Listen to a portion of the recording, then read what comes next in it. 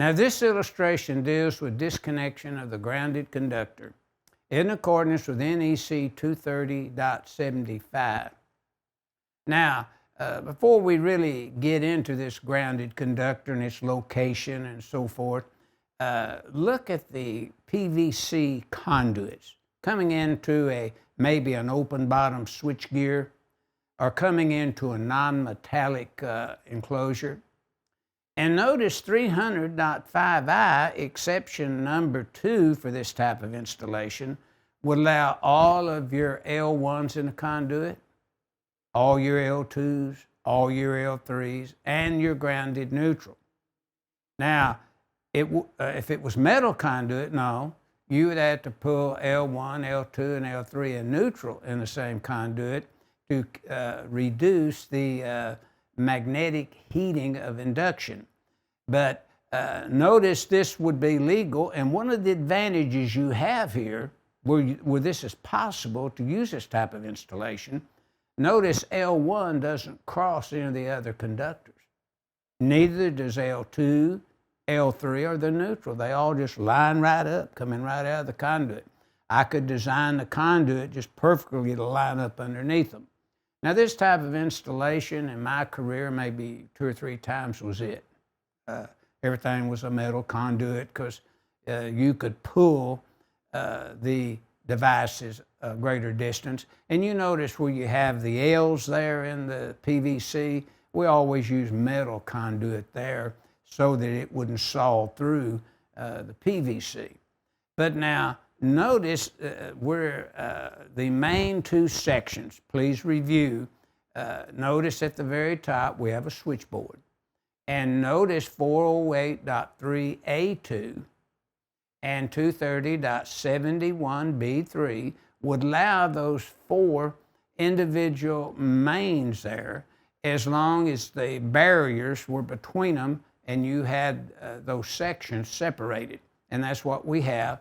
And then notice the lugs for 3 wires is 110.14 in the code. And you know, the terminals are based upon 100 amps or less, over 100 amps. And we'll get into that in great detail in Chapter 8 as we go through this presentation. But what this allows, notice there's not enough room where L1, L2, and L3 is shown, lugs listed for 3 wires, 110.14A. In other words, those lugs have been designed for the 3 size conductors that terminate into those lugs. But notice we didn't have enough room there for the neutrals, so we moved them over in the next vertical section there, and notice that location has to be identified that the neutral connection is there. And notice running them, those neutrals from one vertical section to another is permissible in 408.3A2 of the code.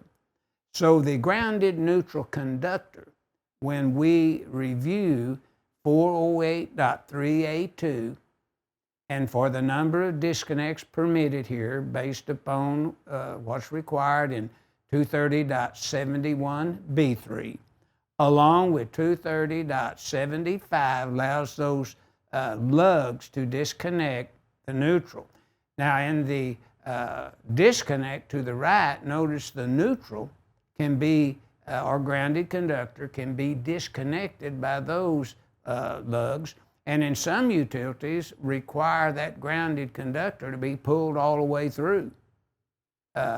And some say, no, we want to be able to disconnect our grounded conductor at that switch to check for grounds and so forth. So the neutral terminal lugs are allowed to be removable that you see there, so you can remove the grounded conductor.